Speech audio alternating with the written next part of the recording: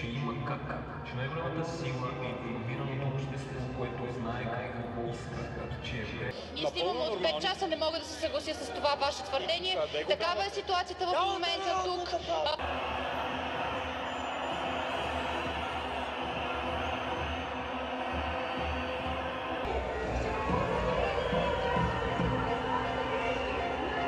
Правят безредици на протеста. Нека го запазим мирен, защото мирният протест е нашата власт. Когато един протест има провокатори, хората се плашат и няма да отидат на следващия протест или въобще няма водни оръдия, лютив спрей, да се разкарват хората, да се слагат пропускателни пунктове, да се създава паника и агресия в тълпата и да... Малко се пита да ми вземе телефона, обаче това не е добра идея. Там някой е запалил нещо. Искате ли да отидем да видим? Изумително, че дори на...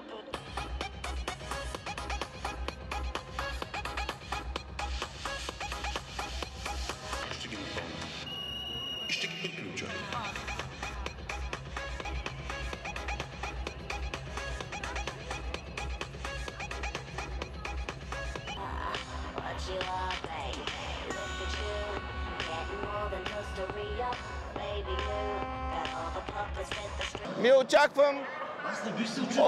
Очаквам да се побавят още малко, да хвърлят оставката, защото общо взето те си подредили картите с това служебно правителство, но мисля, че енергията ще ги принуди постепенно да слезнат, защото трябва много реформи. Съдебна система основно. Съдебната система оправили се, всичко ще се нареди по конец. Абсолютно всичко.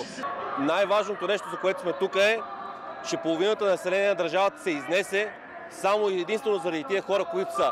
Те са различни, но реално са едни и същи хора. Тук сме, защото ни омръзна и не искаме повече цялата ни рода да е в цяла чужбина и целия свят. Искаме да си останем в България. Единственият начин да си останем в България, да спасим България. И това ще се случи. А ако не днеска, утре ще се случи.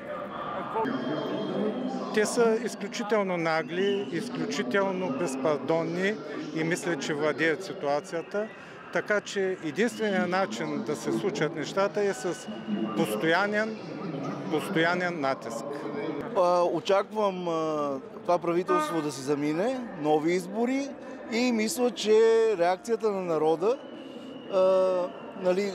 самия възход на народа, мисля, че трябва да избере истински демократични партии, а не корпулентните партии на ГЕРБ и ДПС ново начало. Това е.